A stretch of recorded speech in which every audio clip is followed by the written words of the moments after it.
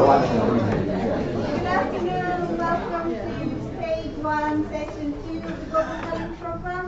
We're still on the Global Citizen batch and we're talking still about global mindsets. How many of you attended the previous session?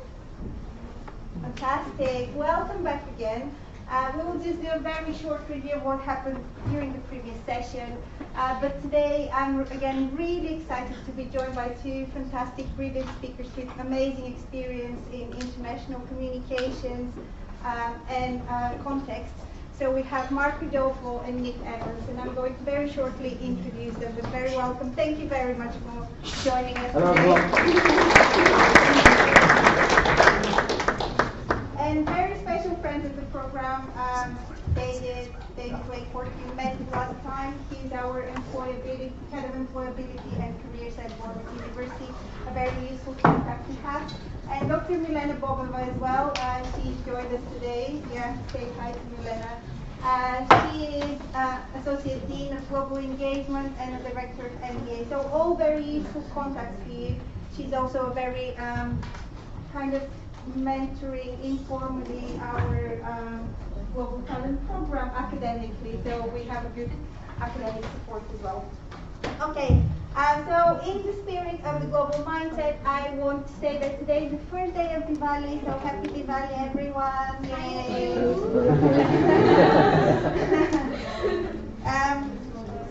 So I wanted to mark this festival symbolizing the victory of light over darkness, good over evil, and knowledge over ignorance.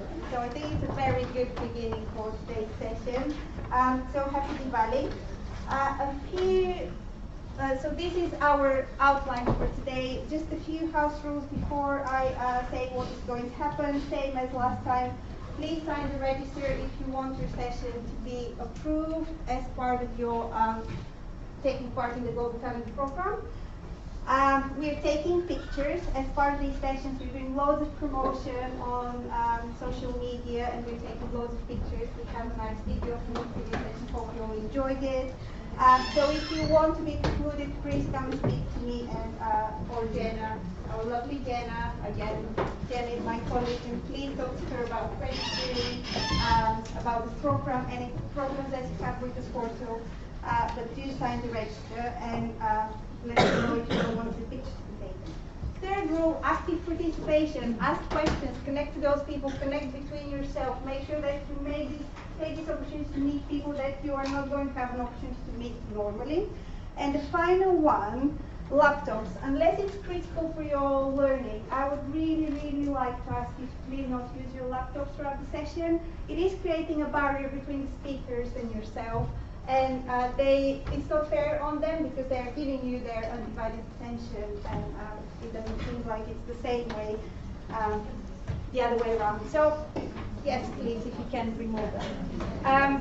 Nick Evans is going to join us very shortly, and then we will invite Mark to talk a little bit again about what is global mindset and why it is needed on the workplace, and then you will be divided into groups and have a little game, group activity that you will be doing, global talent group activity, and then Mark will talk about all the attributes that the research says are really, really critical for the workplace in helping you as a professional to be successful in intercultural collaborations and situations in the future and now. So it is going to be a very entertaining and very interesting session.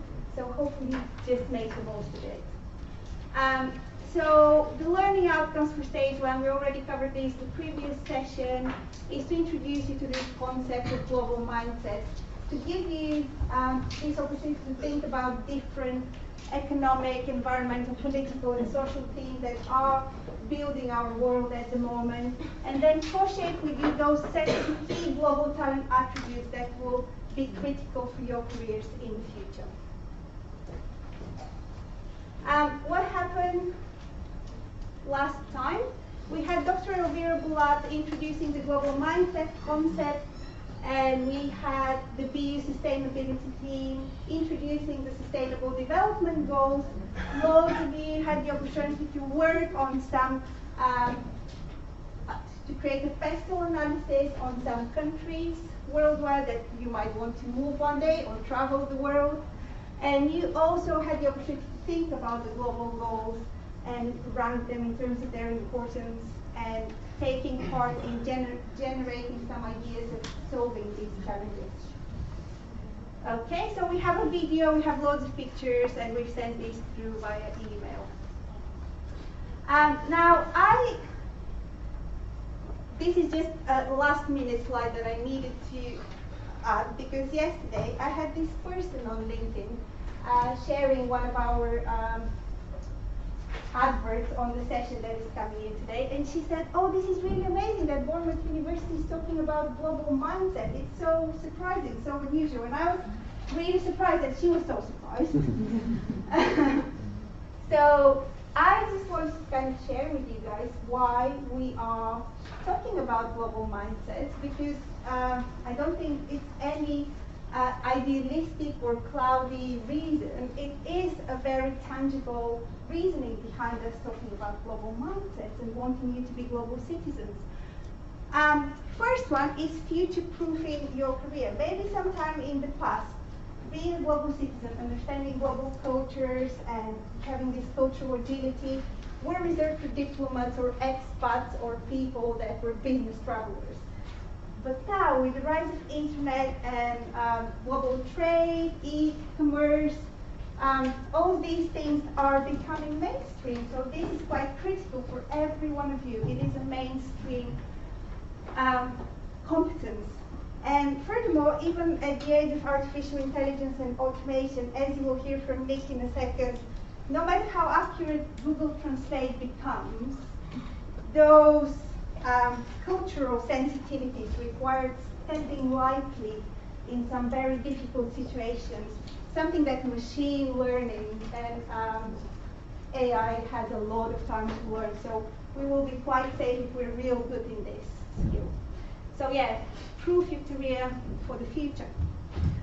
The next one is companies need them. So I was just reading this McKinsey Global Institute report from 2016, and they estimated that at 2016, 90 million people have international connections on social media. 361 million e-shop across the globe, and 44 million work online in another country. 86% of tech startups have a global element as a partner, investor, or a client. So it's no longer reserved for global big players. It is for everyone. Every one of us is engaging in this global world. So even if we hear about countries trying to build walls or having this kind of overall sense of nationalism coming back or going back in time, there is no stopping data going around. There is no stopping information and people wanting to buy stuff. So actually it is not going back, unfortunately, for some people. And this increased flow of information is creating complexities for companies, and companies want to make sure that you guys are able to work with these complexities, because complexities create misunderstandings, and you, by understanding these different cultures, you will be able to solve these misunderstandings. And finally, it's universally transferable skill. So you don't have to move the world to travel and live somewhere else and work in another company. Just try moving from south to north in this country and you will have a cultural shock. Try moving from the private to the public sector, you will have a cultural shock. Try moving from one company to another, you will have a cultural shock. So actually being sensitive to these differences and cultures, corporate or other, is really, really important. You really need those things. So I'm so sorry for creating this additional kind of slide, but I just really wanted to know, you guys to know why we're doing it, and it's a tangible reason why. Okay, and now I have the pleasure to invite Nick Evans. Nick is an expert in digital marketing. He is formerly a head of marketing of Apple's educational business in UK, and afterwards he went on to set up his own business, Extra Mile Communications, and he has clients from local to global, and the company specializes in multilingual websites and search engine marketing and email marketing. So please give warm welcome to Nick Evans.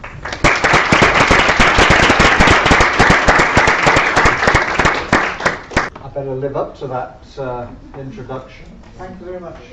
That was wonderful. Okay, yes, so I'm chairman of Extramile Communications. What that means is I don't really do an awful lot except go and chair meetings from time to time. At least that's what it's supposed to be. We've got multilingual international clients across the world, and many sectors in chemicals and manufacturing, consumer electronics, and people like Apple and Garmin, Continental Tires, Saint-Gobain, all of that sort of people. So ours is a very interesting business, and the context we work in echoes really the sentiment of this, the whole global mindset issue. So let's just let's start with this, shall we? This popped up in my feed yesterday, and I loved it because this is what we're fighting against all the time. So people trying to beat globalism by creating an international alliance of nationalists. I mean, it's quite ridiculous, really. I also like that comment, but that's by the side. So that was just to start with, really. So let's talk about global mindset. It's about being aware of the various cultures that are around you and responding appropriately in situations that you find yourself or that your business finds itself in. A truly international person or a business will have a cosmopolitan outlook, and they'll understand a wide variety of contexts in which they will operate. So my business is about digital marketing, and that's international, and what we're going to talk about now is really a few priorities in a practical rather than a theoretical context, so that might help you with the concept of global mindset. We'll have some silly examples along the way just to lighten the load, and some of the things that we're going to talk about are statements of the obvious, and there'll be those among you who've already met some of the hurdles that we're going to talk about in your own lives. So let's start. Got to say, he's everywhere, really, isn't he? And we can't avoid him, so let's talk about him. Looking at those people who are on the international stage, who don't have a global mindset, who are insensitive to cultural traditions and the different approaches that cultures have, we could identify, well, I'm going to identify two people here. The first one, our friend President Trump.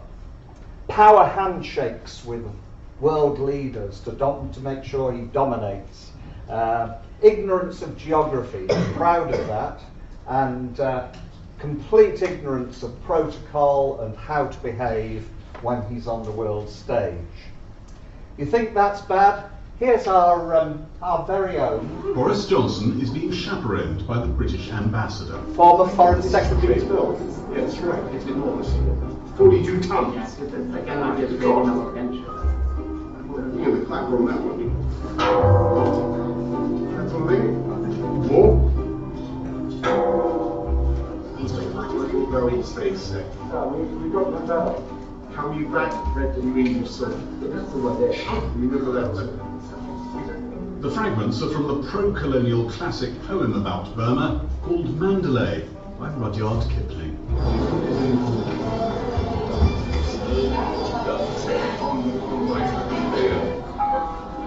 The ambassador is quick to spot that reminding their hosts of British rule might not be wise. Probably not. What, the range Mandalay? No, not appropriate.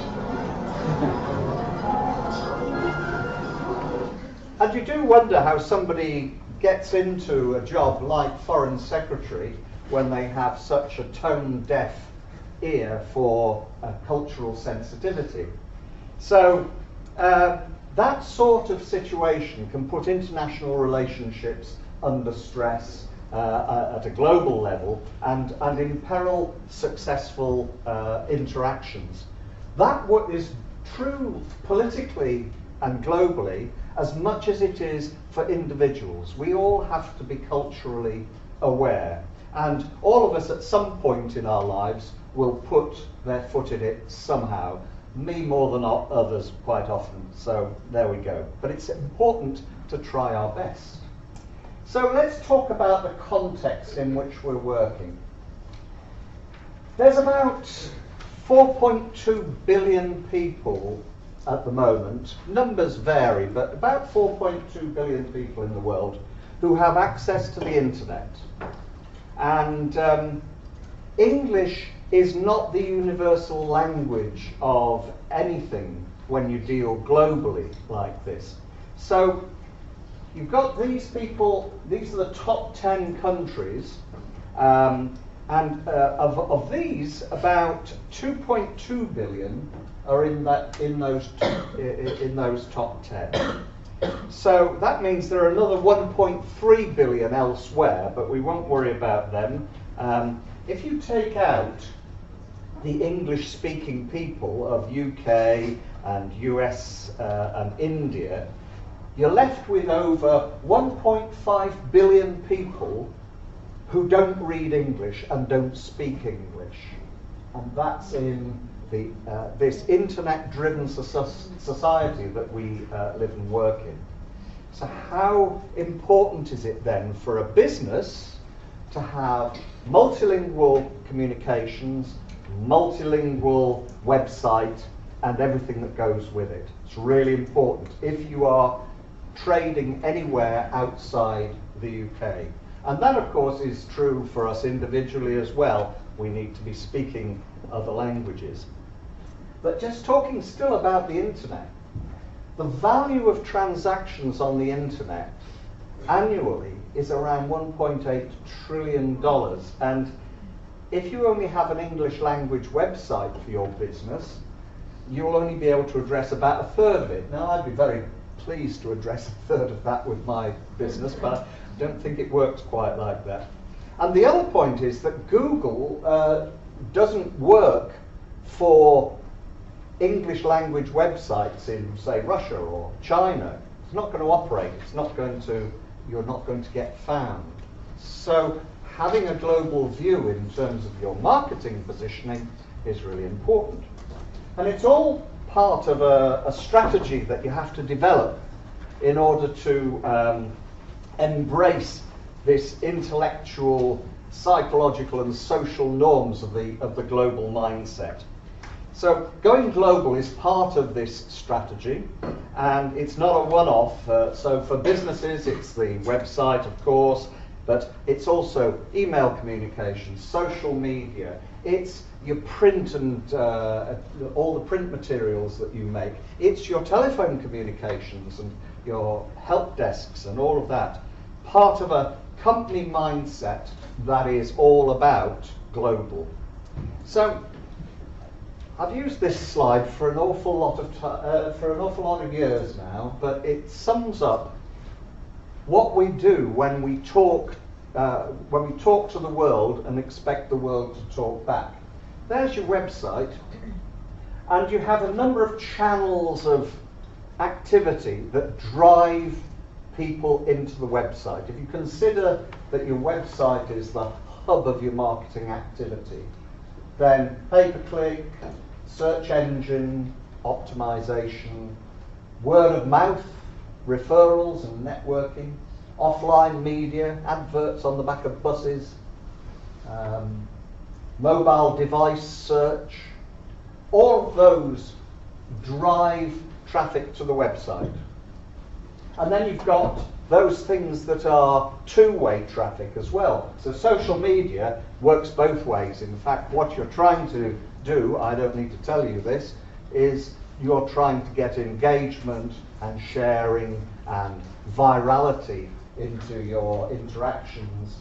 And email marketing, a very big part of an awful lot of companies' activity. All of these things require you to think globally if you're addressing anything other than a parochial local market. All of that builds activity for your sales team and drives leads, and that's essentially what digital marketing in that context is all about. So where does it go wrong? Well, let's look at some cultural tripwires for a moment. I'm afraid it's this guy again. You see, one of the things there's quite a lot of things that you shouldn't do in certain countries. So for West Africa, South America, Iran, Sardinia, Israel, Thailand, Afghanistan, Italy and Greece, thumbs up is actually rude, and you shouldn't do it. So placing an image of Trump on any website is enough to drive people away, but placing an image which offends people is not going to enhance your traffic.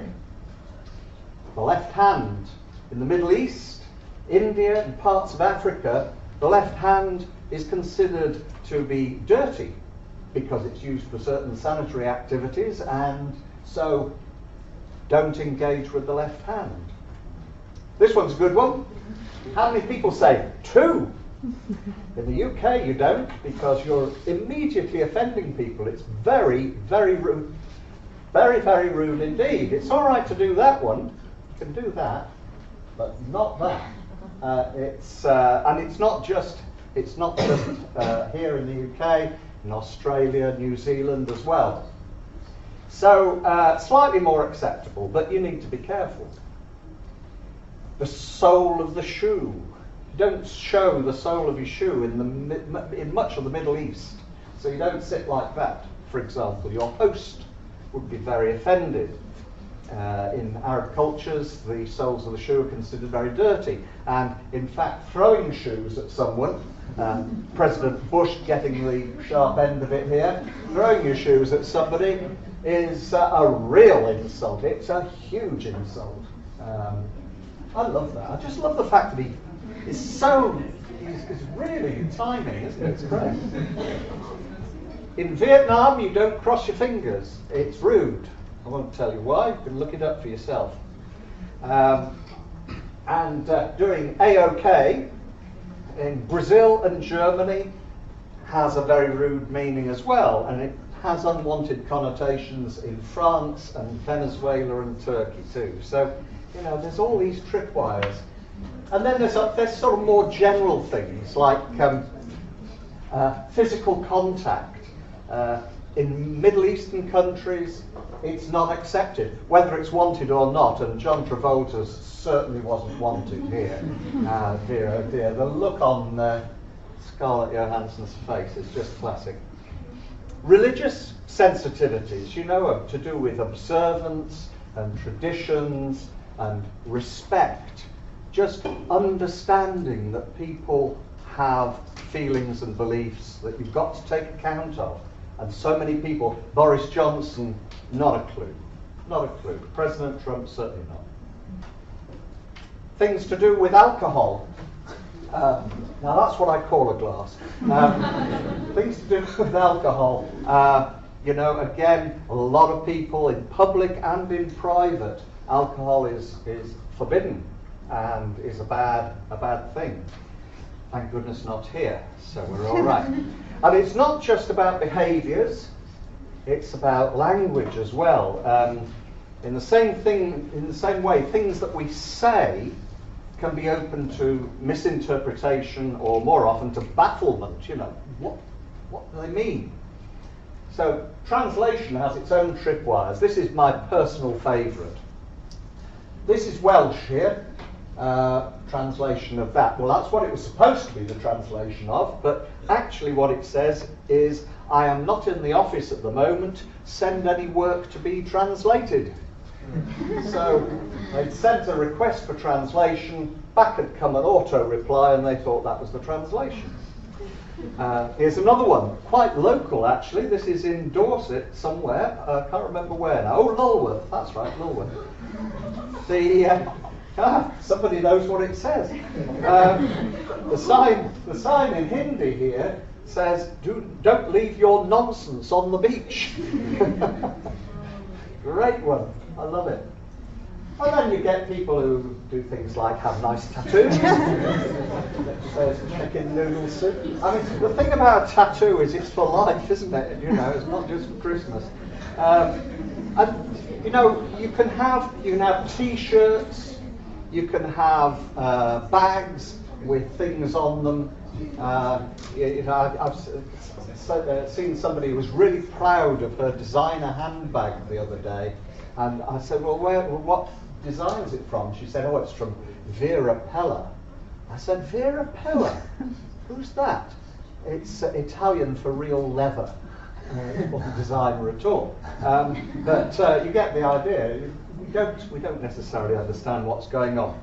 So carrying around or wearing things that have got slogans on in a language that we don't understand is fraught with danger. Let's get back to the serious stuff, more strategy. So, when we're communicating, one of the worst things we can do when we're dealing cross-culturally or cross-languages is to use a lot of jargon. It needs to be jargon-free. Jargon doesn't translate, generally. We need to be clear in terms of our content and our navigation and our pricing and our products and have clear messages and instructions back to the customer. And we should have the information on our pages above the fold. You're familiar with the above the fold, below the fold context. So it's what you can see on the screen or it's what you can see on the folded document. And legals, make sure that anything we're talking about that has legal implications is covered. So, for instance, in Belgium and Germany until relatively recent, it was forbidden for businesses to offer anything for free. You could offer it with 1 euro cent, but you couldn't give it for free because there's no such thing as a free lunch.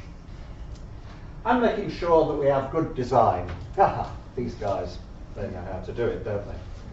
So let's talk about translation and localization, because you need to do both, and a lot of people don't understand what translation and localization involve. Let's just talk about translation first.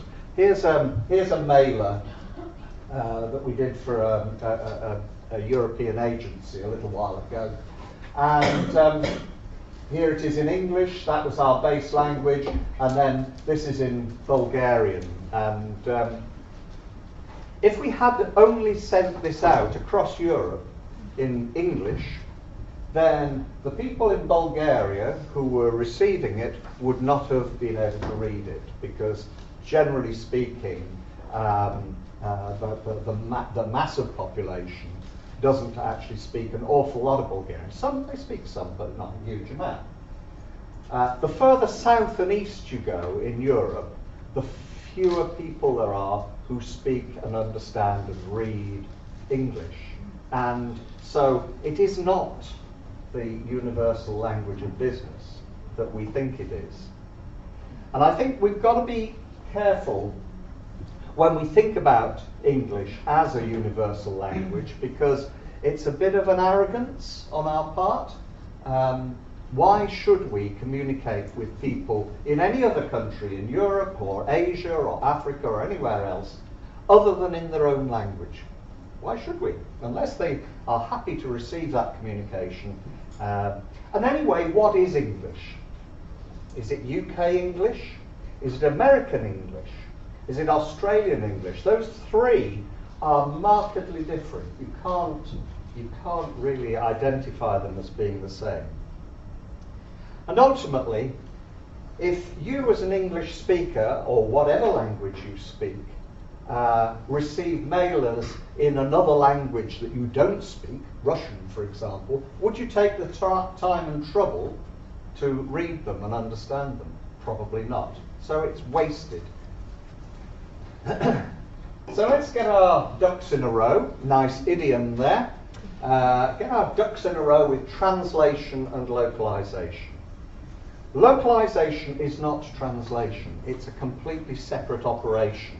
And we've got to achieve both of these. And so what we'll talk about now is how they are two sides of the same coin. Oh, another little idiom there that we're using. So they are two sides of the same coin. First, you need to localize before you translate.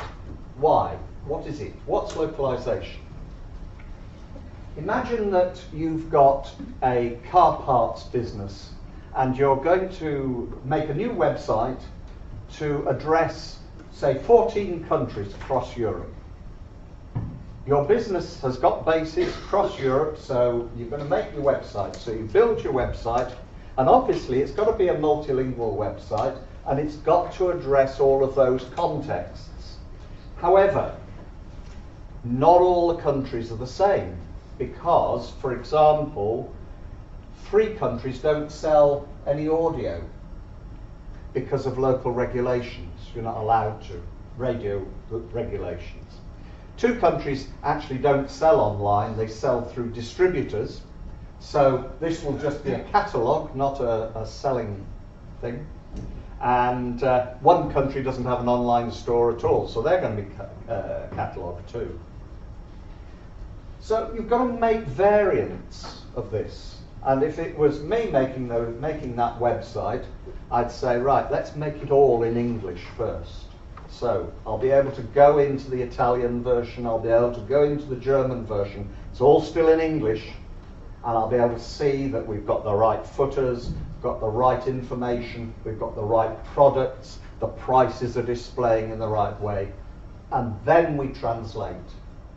Because once we've translated, I won't have a clue what's going on. So you need to localize before you translate. Here's another thing about localization. This was a Valentine's Day mailer that Apple did years and years and years ago. You can tell it's years ago because of the models of the iPods. Remember the little iPod Shuffle and the Nano and the iPod Classic? You probably don't. For Valentine's Day, they had this wonderful strapline, Truly Madly Deeply. Do you all know what Truly Madly Deeply was? It's a film. It's a film, that's right. It was a movie, a very romantic movie, very sad, and at the time it was hugely popular. So somebody thought, let's pair these together, the movie title and that. And it was a gem. It was perfect in English. Doesn't translate because the movie was called something completely different in other countries. In Spain it was called Un Fantasma Enamorat. In France it was called Beaucoup Passionnément à la Folie. Okay, that's all right because you can break it up, but it's a bit long. That was in French Canadian. In French they had Truly Madly Deeply, so it was okay for that, bizarrely. And in Germany, it was Wie verrückt und aus tiefstem Herzen, which doesn't exactly trip off the tongue and doesn't sound half as romantic as Truly Madly Deeply. So we had to come up with something completely different in order to make this work, and it didn't have the cleverness that had. So there's something lost. A little more on translation. We're all fans of Garfield. Well, I am anyway. I love Garfield. If you're struggling understanding what it's saying, that's because we took the English, we put it into Google Translate, and we translated it into Chinese. And then we took the Chinese, and we put it into Google Translate, and we translated it into English. And that's the result. And it doesn't make sense. It's nonsense. Don't use Google Translate for anything that's important. It's fine for, get an idea of what's going on. Don't use it for anything important. Some more linguistic tripwires. Companies go in, it's so funny watching companies do this. Pepsi proudly launched in China with the cheery slogan, "Come alive, you're in the Pepsi generation." When it was translated, it meant, Pepsi brings your ancestors back from the dead. Which probably meant it sold very well, I would think. This Dublin-based company makes a product called Irish Mist, which is an after-dinner liqueur. Very, very romantic idea, nice in this country, nice in Ireland, nice in English-speaking places. In Germany, not a good idea, because mist means something very different in German. Yeah, there's a few people nodding. And, well, it means the same as shit, which is French lemonade. It's the sound the bottle makes when you take the top off. Shit, like that. There's a nice chocolate bar called Plop, which little English boys found very funny. There's Pea Cola from Ghana. All of these are names that do not cross borders. Surprised about that one, actually, because they speak English in Ghana, so strange one. It's a light-hearted way of making the point that language and names are open to misinterpretation, humour, and sometimes they can cause offence, so you've got to be careful. So how do we get it right? Well, it's about getting translations right, not just good. You can have good translation, but it will still ring untrue to some people. So needs to have due respect to the person. It's using the right terminology, the right tone, and all of that. Tone is really important. Those of you who learn French or speak French will know that it's very important to address people either formally or informally, depending on where you stand in relation to them. Get it wrong in a business context, you're going to really annoy people. We've had a few idioms, you know, the two sides of a coin and all of that. They don't translate. Idioms don't translate. So you've got to be very careful. So titles of films and songs, quotations from plays and all of that sort of thing don't work. Here's a couple of examples. What's that mean? I've got a lot on my plate. I've got a lot to do. What's this one mean? You're going to have to brush up on your idioms here, guys. It's a storm in a teacup. It's a lot of fuss about nothing.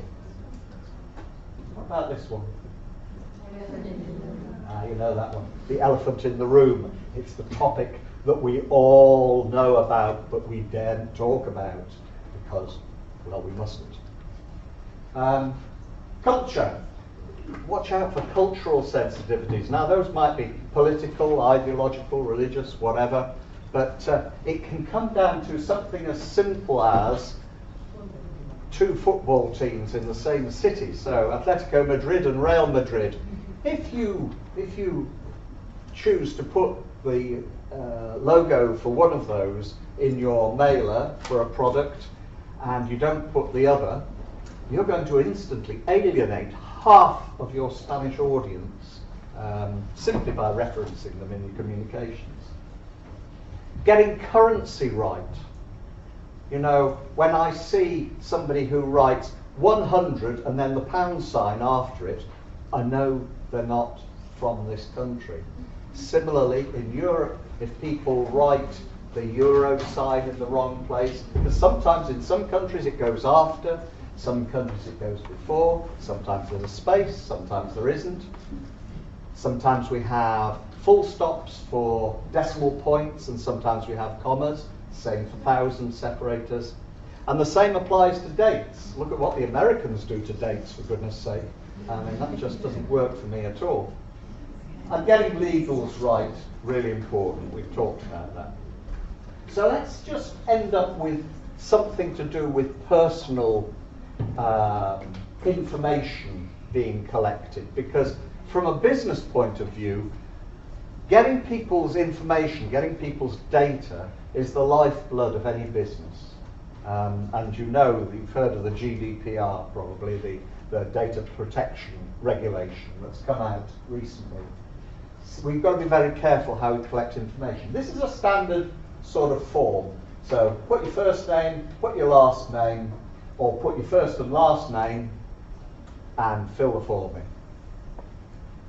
An awful lot of people across the world can't use that form, and in fact a lot of people in this room probably can't use this form because their names don't work like that.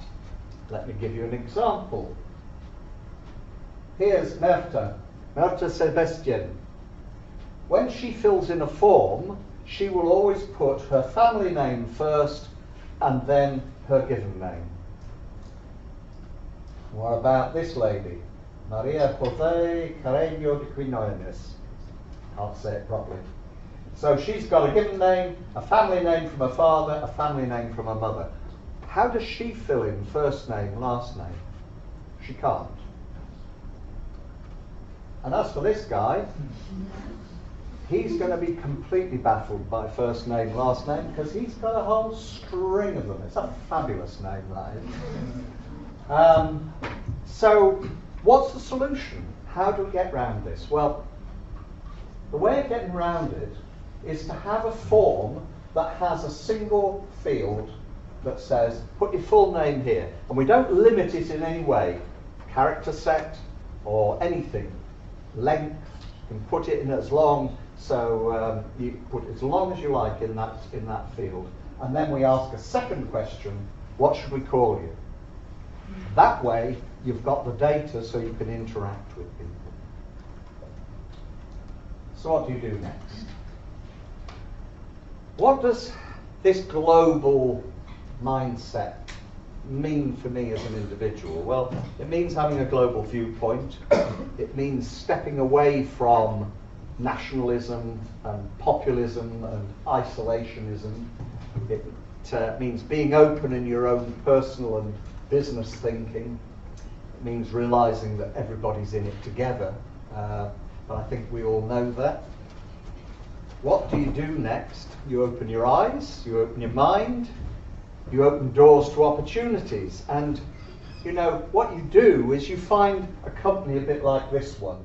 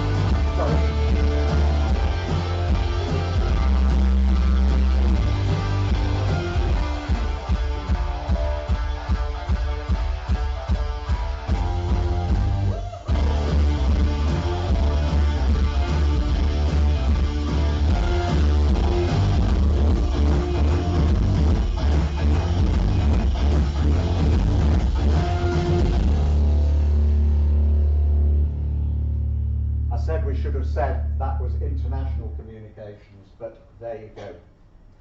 So, thank you very much. Thank you very much.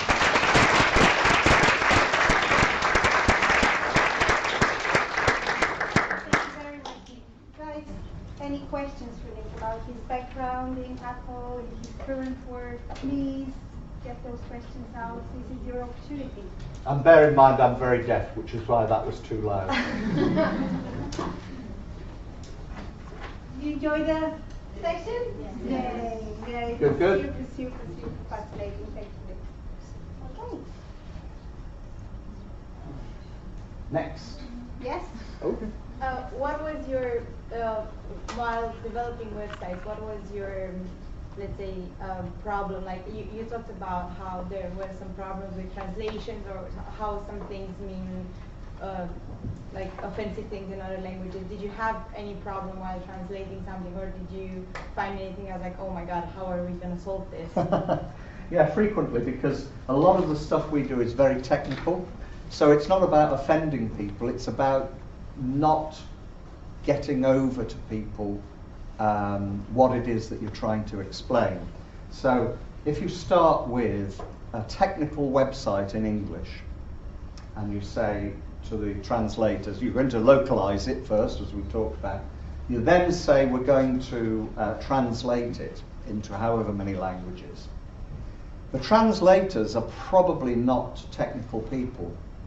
So you've got two stages to the translation process. The first stage is that the translator goes in and they make the translation, and they make it as good as they possibly can.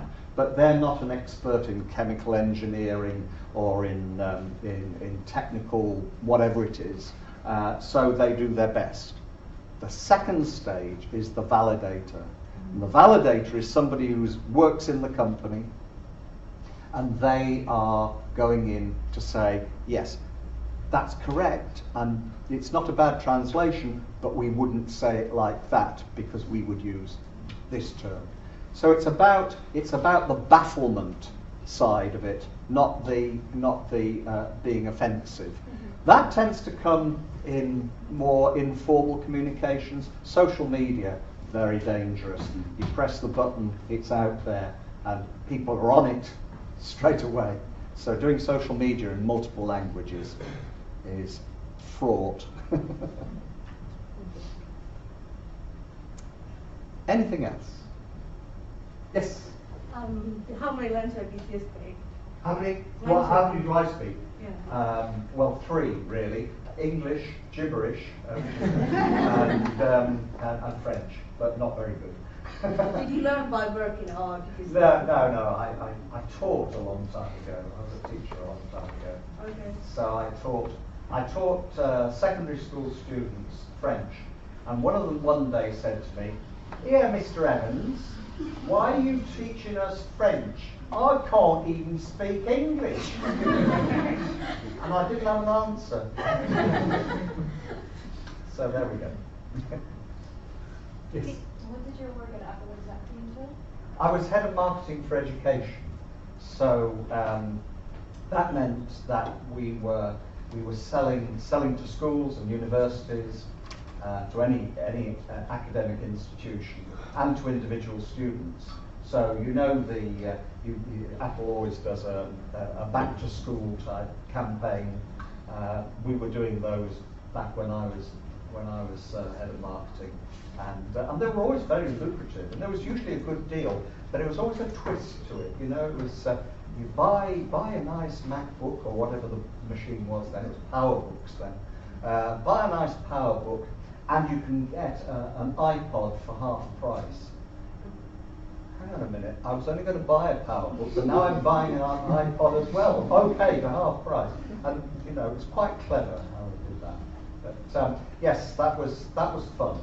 And that was only within the UK, or was that also? That was only in the UK. When I left, they wanted me to do all of Europe, and I'd just got married at that point, and it meant that I would have been on an aeroplane probably 3 days a week, and I wasn't keen on that idea, so I didn't do it. And we set up Extra Mile instead, and very good it was too. Yes. How did you find like a specialisation for the Extra Mile, like in terms of like, so it's obviously to do with like verbal communication. How do you sort of find that niche and that sort of specialisation? It was by accident. You know, when you're in business, it's not what you know, it's who you know. I'd just left Apple, and we had got a situation where my wife and I had set up our company, and 3 months to the day after I left, one of my former colleagues at Apple phoned me and said, "Do you know anything about email marketing?" And I said, "Yes, I do." And he said, "Good, because we need someone to start our European email marketing." And so my wife and I, in our back bedroom in Surrey, started Apple's email marketing in Europe, and we're still working on it today, which is quite nice. So when you get mails from Apple, they've been across our desk, well, not my desk, it's one of the staff's desk. And yes, we fell into that, and the learning involved in getting that to work was massive. And so we were able to port that transfer of learning, great stuff, transfer that into work for other clients as well. And we've grown a niche market. Yeah. Yes. Just Oh, next sorry. last question because we really need to move on, and maybe Yes. at the end of the session get the chance to speak to Nick. Yeah, no, Yeah. go on with your. Since you've been talking about a lot of all these different signs that can seem, well, that are insulting in other cultures, how do you go around promoting that in your workplace with staff? Do you like hold workshops, or do you kind of look for people that already know that? It's sort of embedded in the whole company ethos. So we've always had that sort of global view. We've had to. When we first started working, we were talking about the email marketing. A lot of the project work that we were doing with Apple at that point involved talking to countries across Europe, and we would be running conference calls with sort of 20, 25 people across Europe. So you very quickly get to understand how things work and what's acceptable and what's not acceptable.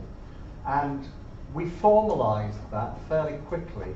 So as new team members joined us, we sort of helped them understand the culture. I mean, that's a very simplistic view, but yeah, it's embedded. It's throughout the company. Some people speak a lot of languages and travel a lot. Other people don't, but they're all working on that sort of international context. Okay. Thank you. I'll pass over to you, Mira. Thank you very much. Let's. Thank you.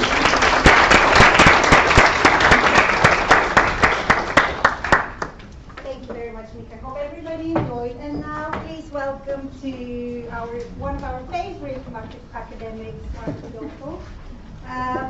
Yeah, so Mark has been working here from 1992. I can't believe it. Quite scary. And he's still passionate about student experience, and he's a principal academic in leadership strategy organizations, and he's also the business studies program leader, which is our largest course at BU. And he has previously lived and worked in France, Germany, and Italy, and he's really, really big specialist in intercultural communication. So let me hang over to you. Thank you very much, Mira.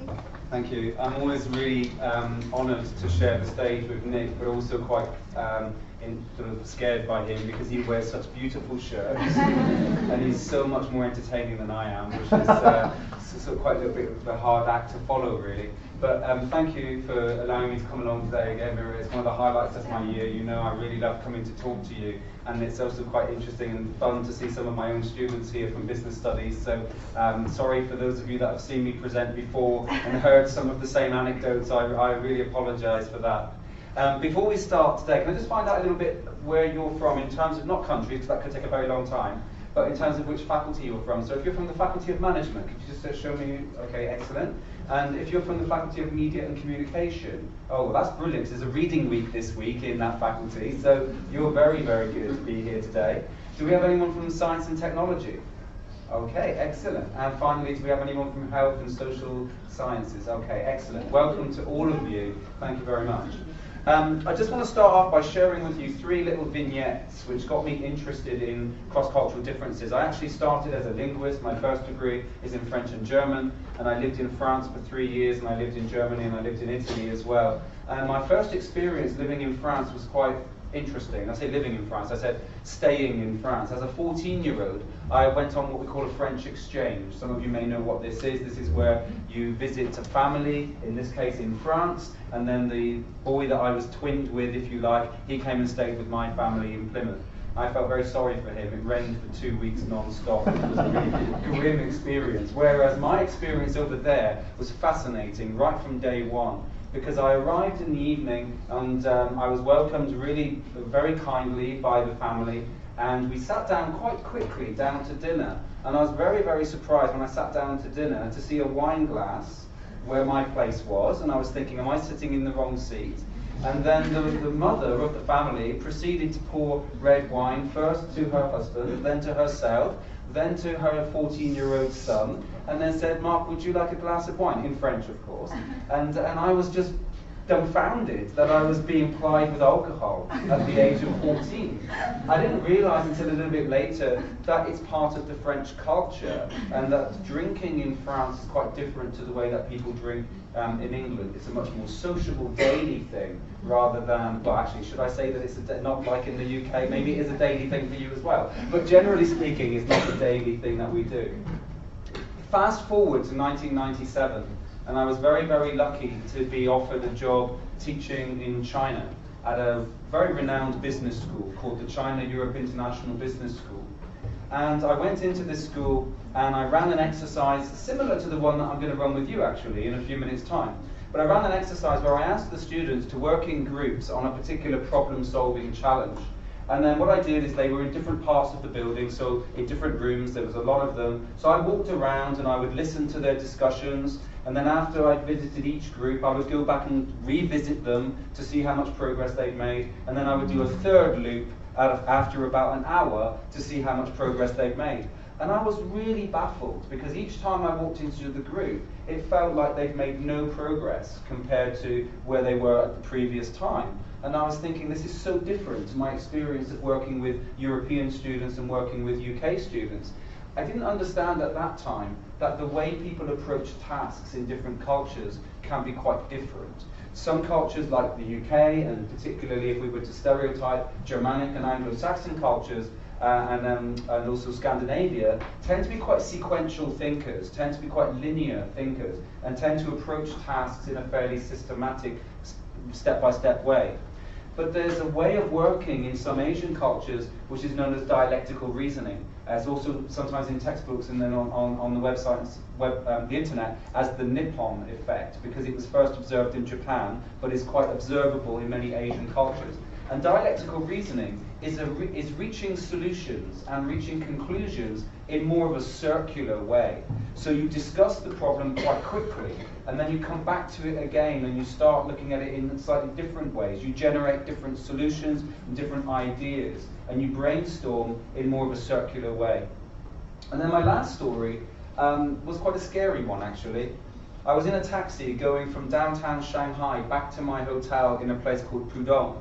And I got into the taxi and I did all the things that you're told to do. I had my address in Pudong on a card, like a hotel card, and I gave it to the driver with my two hands, handed it over like this, and he looked at it and he looked like this, he nodded to me and looked again and nodded to me and smiled, and then we went off on this journey that should have taken around 20 minutes. After about an hour and 20 minutes, we were in the middle of nowhere. And there were virtually no houses, it was completely pitch black, and he stopped the car. And I honestly thought that he was going to turn around and shoot me. I really was quite scared at this point. And this was before the days of sophisticated mobile phones.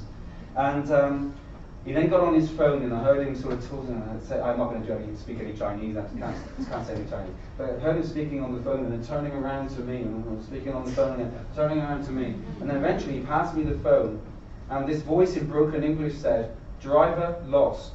I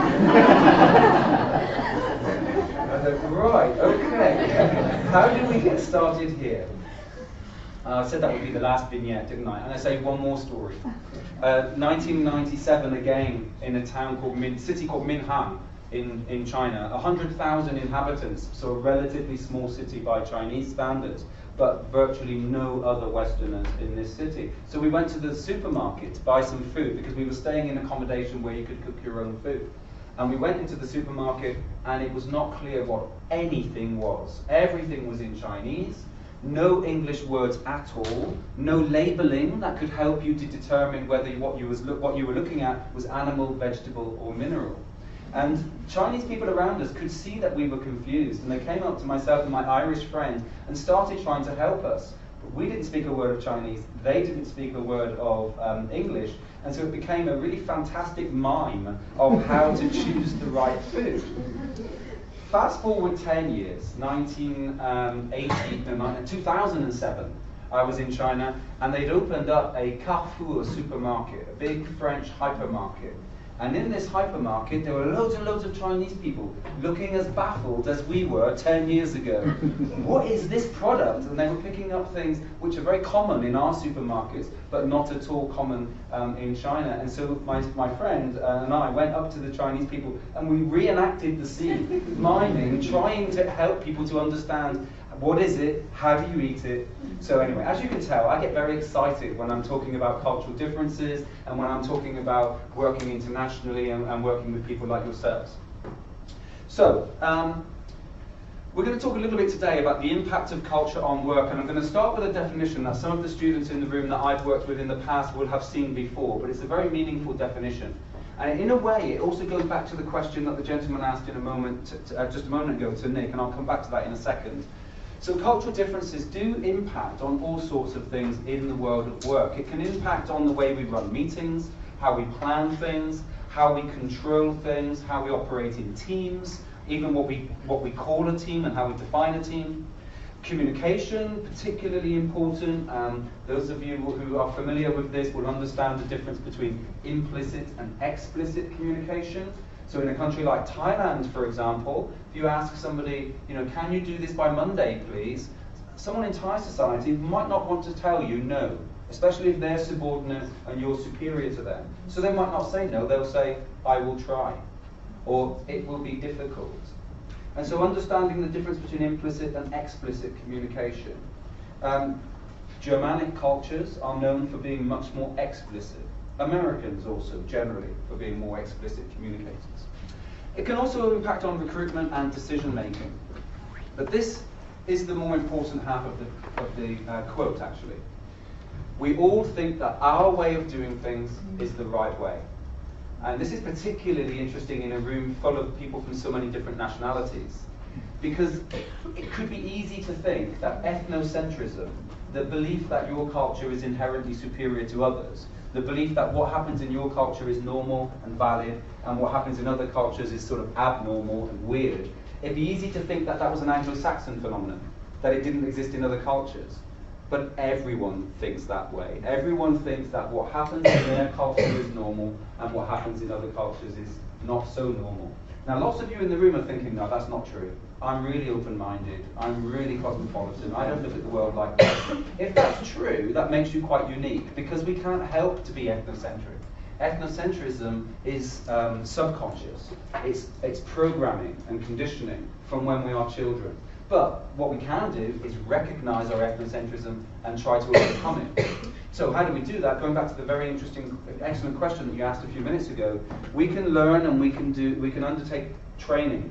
And when we undertake training, we can have two types of training. We can have culture general training, and culture general helps us to anticipate what some of the areas of difference might be. For example, some of the things that we've mentioned here. And then culture-specific training allows us to find out what the specifics are to that country or that region within that country. So to go back to your question about gestures and body language, for example, we would say that teaching people about the importance of body language and gestures is part of the cultural training. Teaching someone the meaning of that gesture is more specific. And this would be a gesture that is very important, it's a very rude gesture in Southern Europe especially. Okay. So, in a moment, we're going to ask you to spend a bit of time doing some exercises, but I don't mean like press-ups or something like that. I mean doing some work together. But I want to start with a really nice quote, which will sort of forward our exercise, by a really well-known researcher in this area called Mansour Javidand. And he talks about 3 fundamental characteristics of effective international managers and international workers. Oh, and Mira, my wonderful assistant, is going to help me to do this. Because we've got some technical challenges today.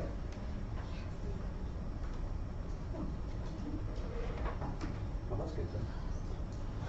So, our research over the past few years has shown that there are 3 major dimensions of global mindset. The first dimension is what we call intellectual capital. Intellectual capital is the cognitive side. It's about how much information the manager has about how to do business in other parts of the world, customers in other parts of the world, political systems in different parts of the world, regulations in different parts of the world. Intellectual capital also means how easy it is for the manager to digest, analyze, and leverage all of that information. Having that information is not sufficient. How you make decisions based on that information is also critical. So knowledge of competitors, government policies, regulations, political systems, and being able to make decisions on those is what we call intellectual capital. Psychological capital is the emotional side. It's about, do you really like being in a global role? Do you enjoy interacting with people who come from different parts of the world? Do you have curiosity about how things are done in different parts of the world? Are you willing to push yourself to try new things? Because when you are in a global role, you're going to be facing things that you have no experience with. And you're going to be challenged to do things in ways that you're not used to. So psychological capital is about all of that. Your curiosity, your passion, and your willingness to push yourself. Social capital is the third part. And it's about how you interact and how you behave when you're dealing with people from other parts of the world. Social capital also refers to how good a listener you are, how easy it is for you to pay attention and understand what is going on. And also how easy it is for you to bring divergent views together. Because when you're working with people from other parts of the world, the way that they define a problem may be completely different. The method they use to find a solution may also be completely different, and the solution they find to the problem may be completely different. So your job as a manager becomes creating agreement and consensus among these people who bring very different perspectives to the table. So by global mindset, we mean the combination of these three capitals: intellectual capital, psychological capital, and social capital.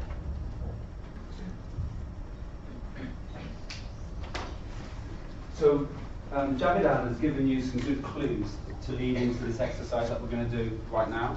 And also Nick's presentation gave you some great hints as well as to what sorts of answers we might be looking for. We're talking about intellectual capital, psychological capital, and social capital. So this is the activity. Now I'm just going to check the timings with Mira, because we are slightly behind compared to where we thought we might be.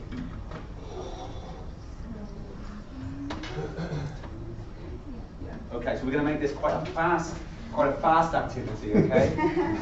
We're going to give you, it's actually quite good though, we're going to give you 10 minutes to come up with 10 items, which are, for you, the 10 most important global mindset attributes in the workplace. And we're going to give you some clues on the slide here. And these are obviously metaphors, they're visual images that might help you get towards some of the correct answers. So what Mira's going to do, and Jenna are going to pass out some paper. We'd like to form groups of around 4 to 6 students. If you don't have your own little group of 4 to 6 students, join up with some other people. So feel free to move around a little bit. And we want you to try and come up with the 10 most important global mindset. And we'll play this a little bit like a game of bingo. So at the end of each one, or maybe at the beginning of each one, we'll see how many teams got the right answer. And we've got a very small prize for the winning team at the end of this, who has the most correct answers. And I think we'll be a little bit flexible with the wording. You know, if you've got the right concept but a slightly different wording from the one I've used, I think we'll accept that as a correct answer. Okay? Obviously trusting you to be very truthful in this and not stop writing things in. Alright, so let's have a look then. Can you cross it off on your phone? Yes, that's a good idea. Thank you, Mira. Yeah, when you've got the correct answer, cross it off or tick it on your poster. So the first one was cultural curiosity. How many have we got? Cultural curiosity, or even just curiosity. That's fine as well. Well done. Okay, excellent. Very good. I asked. I ask my own students this question sometimes. I ask them the question, what do curious people do? And the answer to that question, or one of the answers to that question, can be ask questions. And so I think cultural curiosity is partly about being genuinely interested in other people, not necessarily other cultures, just other people. Asking them about themselves, not being afraid to ask maybe personal questions, as long as it's done in a sensitive way. It's also about being interested in topics and doing extra research. So you hear something, you read something, and then you go off and you find out more about that particular topic. That's also curiosity. And I think it's also about having an interest in what's happening in the world. In many cultures, the willingness that someone might have to work with you will also depend on how intelligent they think you are, how educated they think you are, and how able you are to be able to sustain a conversation about lots of different topics. In some cultures, for example, France and Italy and Spain would be probably 3 good examples. It's quite important to be able to talk about current affairs, to talk about politics, fashion, history, because it's a sign of an educated person. So knowing what's happening in the world is really important, and then just generally having curiosity so that you can integrate better. I think there's another part of this as well, is not being afraid to say the words, I don't know. That's also a form of curiosity, not thinking that you know everything and being prepared to ask other people to help you to solve problems. And it leads on to one of the other items that we might see in a moment. Okay, the second one, interpersonal skills. How many people have got something similar to interpersonal skills? No. I'm going to say that teamwork isn't quite right. You can give yourself a half for teamwork.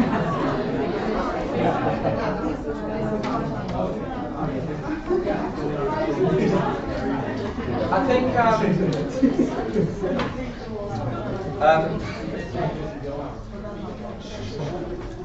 one of my fantastic final year business studies students here, Liam, said about teamwork. I think interpersonal skills connects a little bit with teamwork, but what we're really talking about interpersonal skills is the ability to socialize. And I don't mean to go out drinking lots of alcohol. I mean the ability to strike up relationships and strike up friendships easily and smoothly and in a sensitive way. It includes networking. Some of you will be familiar with the concept of networking. It's also about being comfortable, or at least being good at acting in situations where you have to go into a room of crowded people, or crowded room of people, and where you don't necessarily know anyone. And you have to start mixing and starting conversations, introducing yourselves, etc. That type of socialization. You might be surprised to learn that it's not something that naturally comes comfortably to me.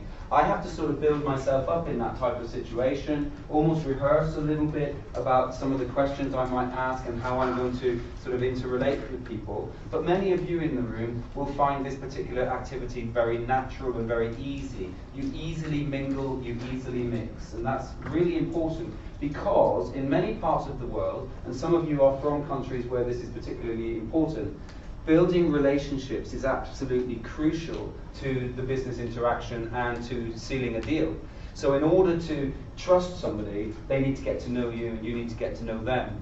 Now, traditionally, Anglo-Saxon cultures tend to be quite deal-oriented, quite transactional, quite contractual. But what we find in many parts of the world, in the Middle East, in Latin America, in Asia, in Africa, they are much more relationship-focused. And so a lot of the business, developing the business deal is going to be done in social context, not necessarily in the workplace or in an office context. And it takes tasks. So interestingly, the research suggests that if we go back to some of the old-fashioned sort of 1950s leadership theory, people like McGregor talking about X types and Y types, what we actually find is the assertive, authoritative, very often decisive, but also sometimes aggressive X types, the people that like to lead from the front, are not always as successful in international business as the people that are better at relationship building, people with more emotional intelligence, Y types as they were called. Okay, the third one is tolerance of ambiguity. This is a tough one. Did anyone get this one at all? Tolerance of ambiguity. Yeah, that's a really tricky one. I don't know.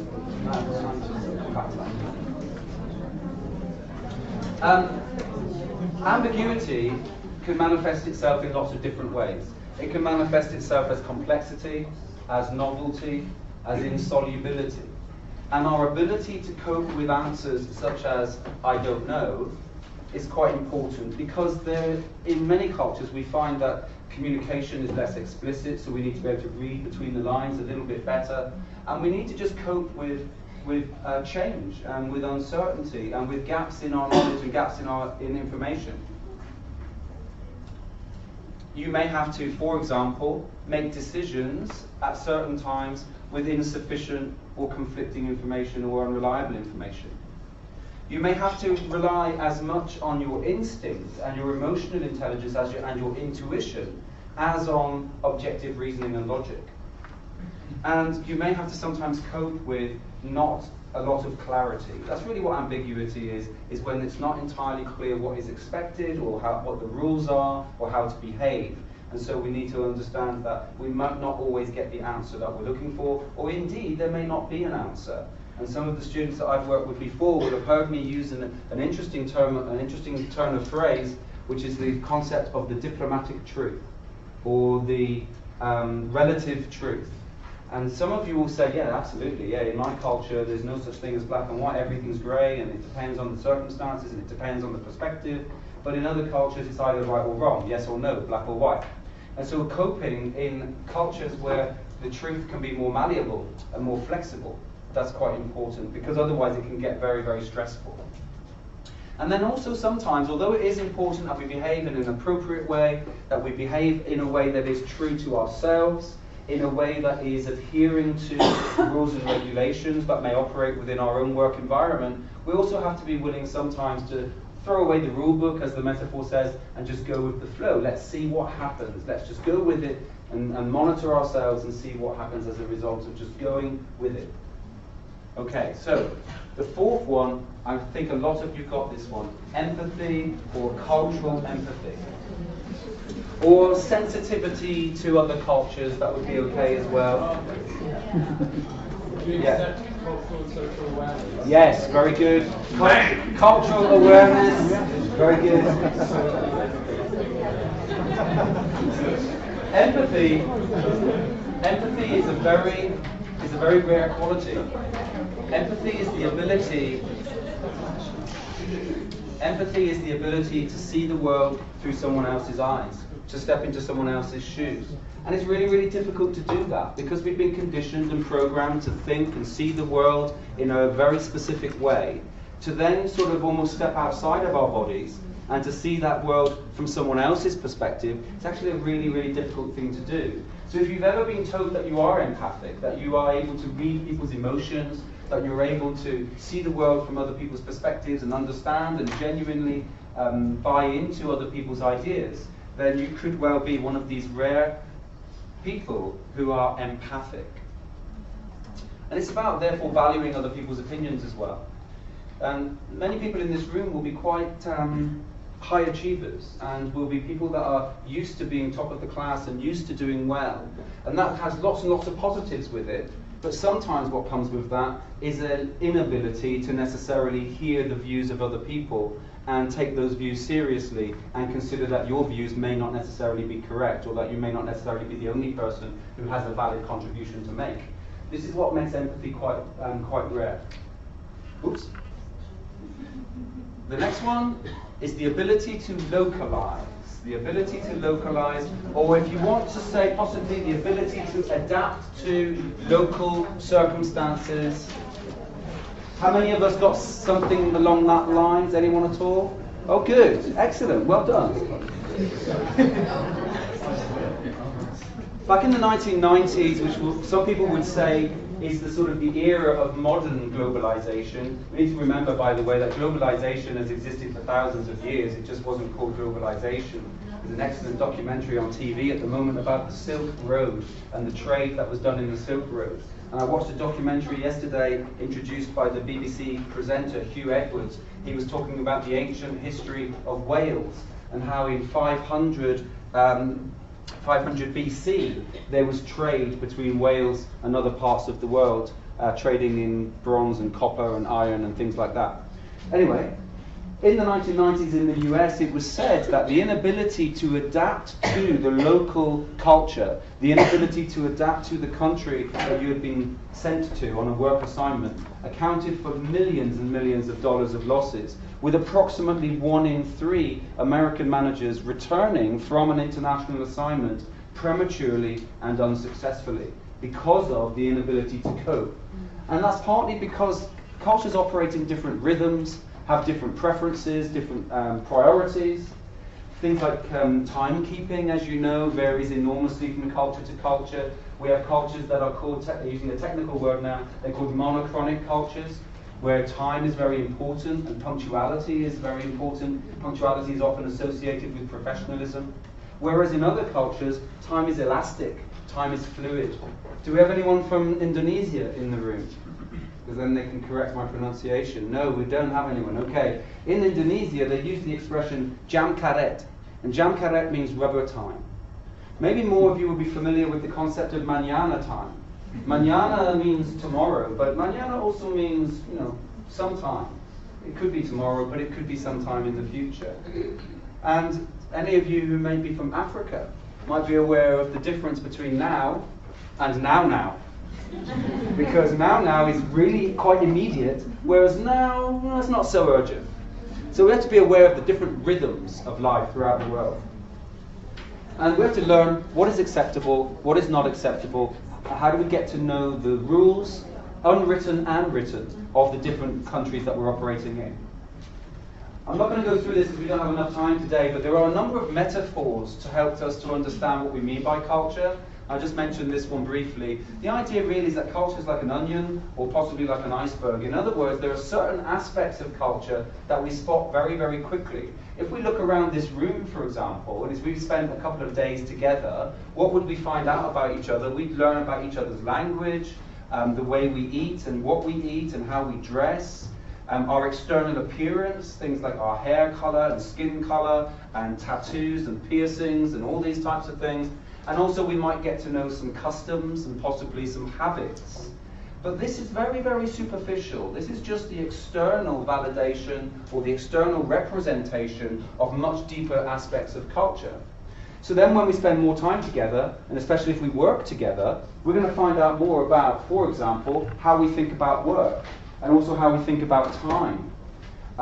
Whether we focus more on the past, present, or future, and how we relate with other people. How we behave towards authority figures and the extent to which we do or don't follow rules and regulations. How we take decisions and the role of humour in our society. What's acceptable and not acceptable, and how we deal with tension and conflict. And also where we position our locus of control and the groups to whom we feel we belong.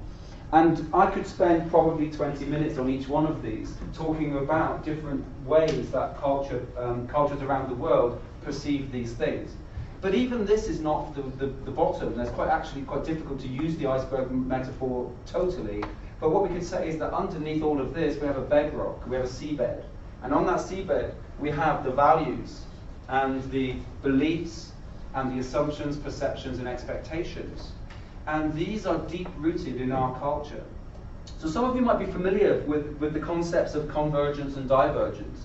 And convergence argues that because of the ubiquitousness of the English language, and because of globalization and media and the internet and so on, that we're all becoming more like each other, that we're all becoming more homogenized and more similar.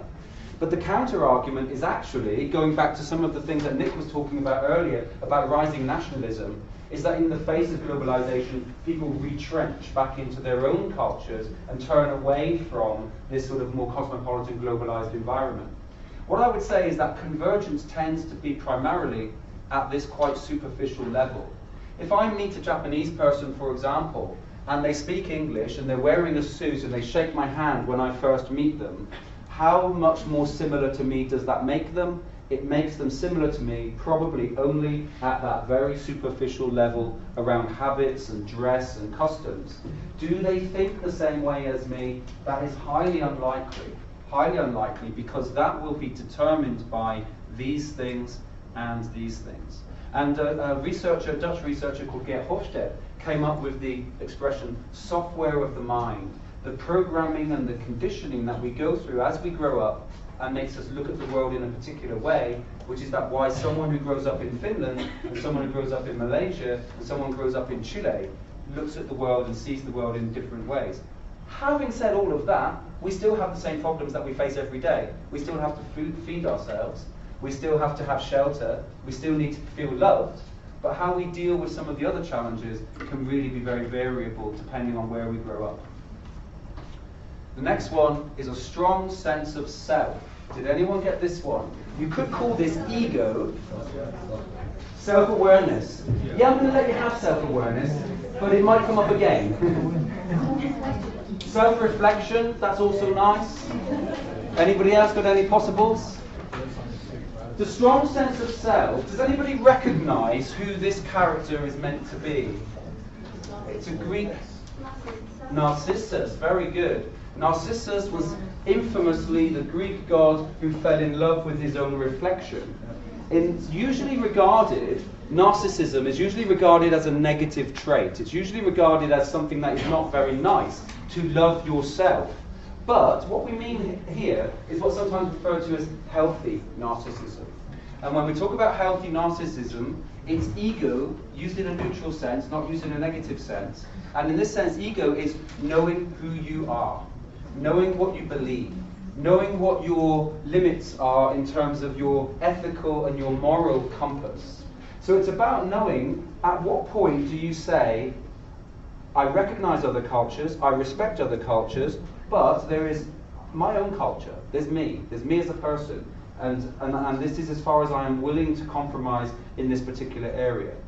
I guess I'll give you an example of where this might become valid. Let's say that you are someone who has very strong views on the equality of the sexes, but then you find yourself working in a culture where traditionally women have been and maybe still are treated as second-class citizens.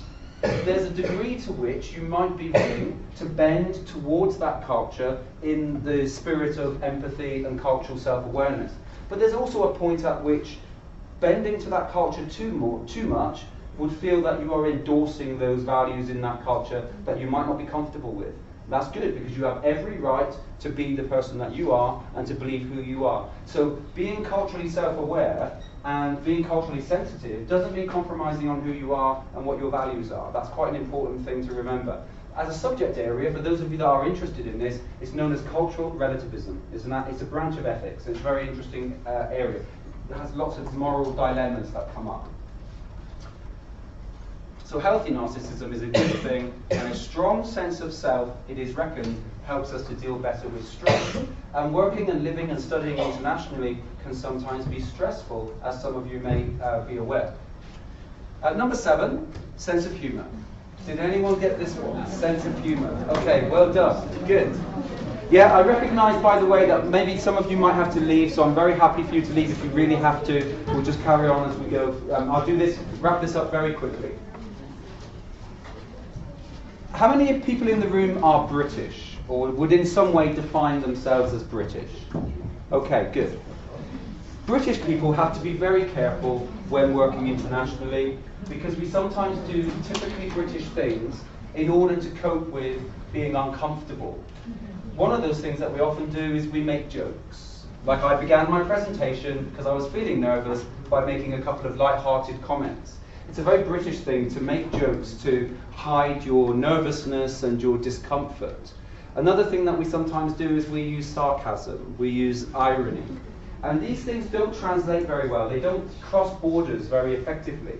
So if we are British, we need to be sensitive to language, like Nick was saying earlier, about our use of euphemistic language and idiomatic language and jargon, but we also need to be sensitive around humour, especially because a lot of British humour is often perceived as a sort of a tool of power or status. Next one, the ability to cope with multiple cultures, responsiveness to multiculturalism. The reason being, say again, someone's got a question there? Yes? Is open-mindedness okay? Yeah, I like that. That's definitely okay. Open-mindedness. We'll put that one in as well. So, what we mean by this is the number of occasions, if you're working internationally, where it's just you and a group of people from a different nationality, is getting smaller and smaller. What's more likely is the scenario we have in this room, that we work in a multicultural team. And therefore, if we're a manager, let's say, the way we manage one employee and the way we manage another employee and the way we manage a third employee might be different according to their specific cultural background. If I'm managing someone from Southeast Asia, for example, I'm going to treat them in a slightly different way in the workplace to how I might manage somebody from Scandinavia. So we need to be sensitive to the multiplicity of cultures, not just the idea that we're working with one person. Number 9 is a really tricky one. I'd be very surprised if anyone got this one. It is called cognitive complexity. But if anyone wrote anything down like glocalization or think global, act local, that would be very, very nice answer, because that's what we're talking about. The ability to have a product, but then differentiate that product for a particular market. Or the ability as a company to have a vision and have a mission and have values, but be able to slightly adjust those for particular regions of the world. The company that used to be highly criticized for this, by the way, back in the 90s, was McDonald's, and also Coca-Cola. And in fact, there are 2 expressions that you may have heard of that were created to sort of describe the phenomenon that is the opposite of this, the opposite of think global, act local, sort of think global, act global, if you like. And those companies are McDonald's and Coca-Cola, and they gave the expressions McDonald'sization and Coca-colonization. Yeah. Okay. Finally, number 10, knowledge of self. So I said that I could have, I think I said you could have one of the earlier answers. So you can have another answer here if you've got self-awareness.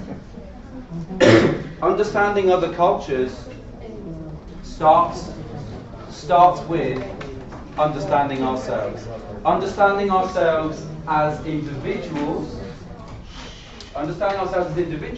but also understanding ourselves as products of our own upbringing and our own culture. Excuse me. So 10 workplace attributes, those were the 10. So, has anyone got 10? Has anyone got 9? 8? I think this is where we're going to get lots of hits in a row. 7? Oh, we've got 2, almost 7. Oh dear, how are we going to solve this now?